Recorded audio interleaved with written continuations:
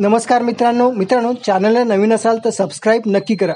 मित्रांनो, लाडक्या बहीण योजनेचा जो फेब्रुवारीचा हप्ता आहे त्याच्यामध्ये आता परत बदल करण्यात आलेला आहे। त्याची तो कधी जमा होईल त्याची जी तारीख सांगितली होती त्या तारखेमध्ये परत बदल करण्यात आलेले आहेत। तुम्हाला याच्या आधी माहिती असेल 3-4 दिवसापूर्वी आदितीताई तटकरे यांनी स्वतः सांगितलं होतं की जो लाडक्या बहिणीचा फेब्रुवारीचा जो हप्ता थकलेला होता तो 7 मार्चला महिलाच्या खात्यामध्ये जमा करण्यात येईल असं त्यांनी स्वतः सांगितलं होतं।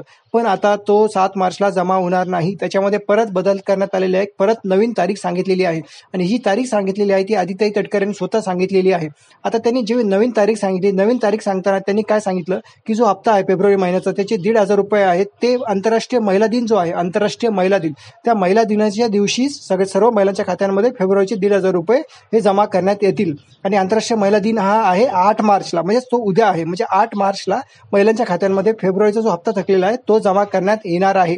आता बघा, सध्या तरी 1,500 रुपये जमा करण्यात येणार आहेत। काही जणांचं म्हणणं आहे किंवा काही बातम्या अशा येत आहेत की 3,000 रुपये म्हणजे मार्च आणि फेब्रुवारीचे मिळून ते पैसे 3,000 रुपये जमा केले जातील। पण 3,000 रुपयाची कुठली अशी खात्रीलायक बातमी नाही किंवा सरकारने असं कुठेही सांगितलं नाही की 3,000 रुपये जमा होतील। त्याच्यामुळे सध्या जरी तुम्ही पकडू हेच आला की 8 मार्चच्या दिवशी 1,500 रुपये जमा केले जातात।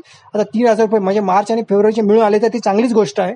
पण सध्या तरी जी खात्रीलायक बातमी आहे किंवा जी सरकारची बातमी आहे ती 1,500 रुपयाचीच आहे। 8 मार्चच्या दिवशी 1,500 रुपये महिलांच्या खात्यामध्ये जमा करण्यात येतील।